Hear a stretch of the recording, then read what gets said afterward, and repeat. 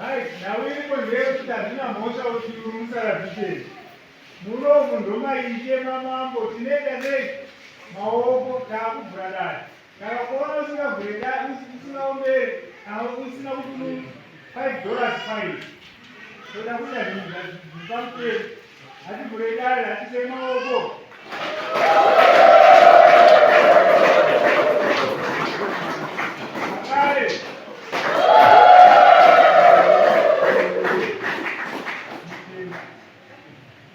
Mati, nakabata mukadzi wangu nechikombo. Chilipe. Ndinacho ndine mafoto. Aiwa, chikuwa ya chilipe. Nakuya namuona.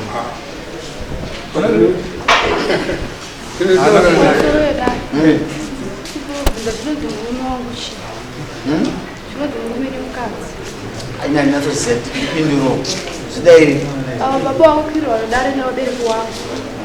Chini. Ha? Bakiro dari na obere kwa. Chini. Aptina undani mwana. Baba wangu waziomba kwangu. Ndugu wazie kana kufunda mwanangu. Kana embe zawa ndina. Kamso 26.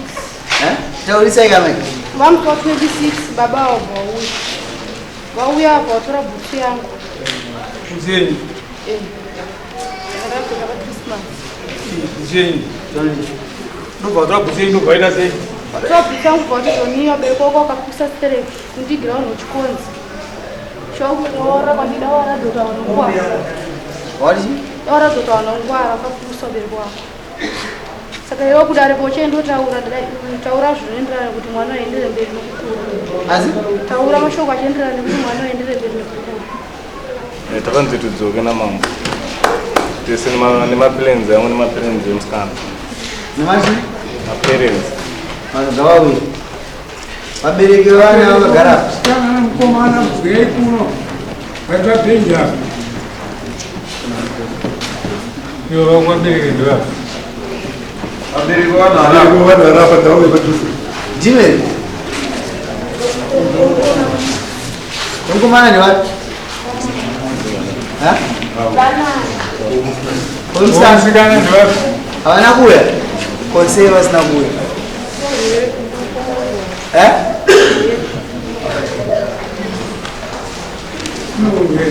Aku wala bien. Mkono. Koba. Pamai. Angad.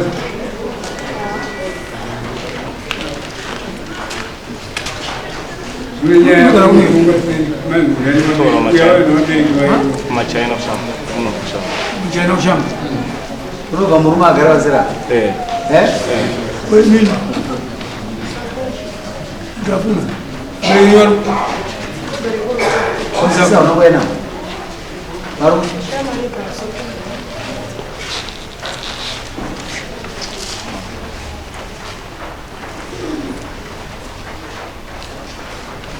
Yo ngatum. Mana anakwenda beri. Manje kuno mitaure sana. Tora. Atitora makuya pamsaba pokuti ndavamutsa.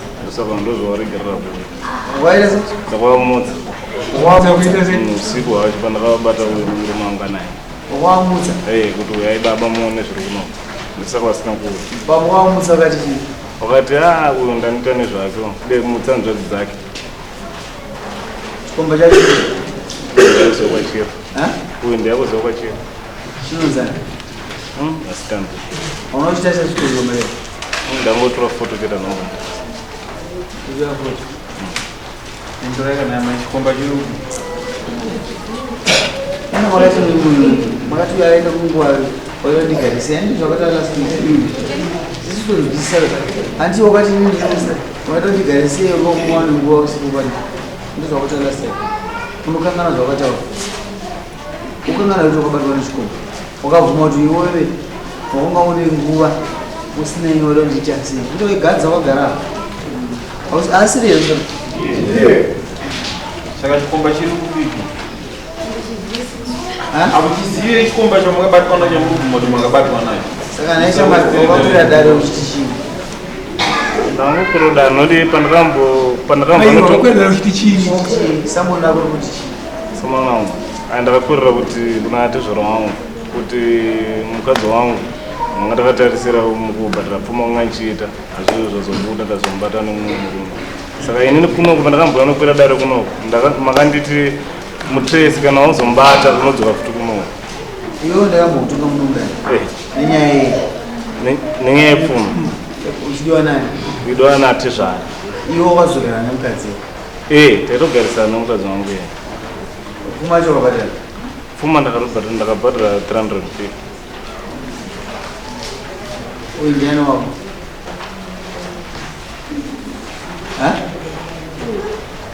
Komwe watumira naye ndiani? Akaunyepedza kuzvingaira here? Uyu ndiani wako?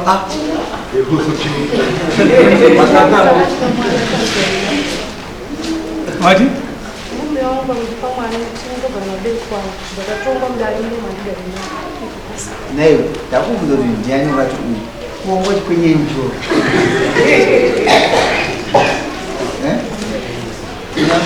Usawa 500? Ini kuda wabereki wako. Wabereki wako wakati ulikuwasha wako kwa? Awati. Nekuti shodisi. Unoita nzenza. Kana kuti watonzenza. Mukuti wabereki nyuti mhosva kuramba kushedzwa nama. Awaziziva kuti ndezvatakata musasina. Aiwa hamsapikisane. Iwe unhu wako chikombori siyana nawo.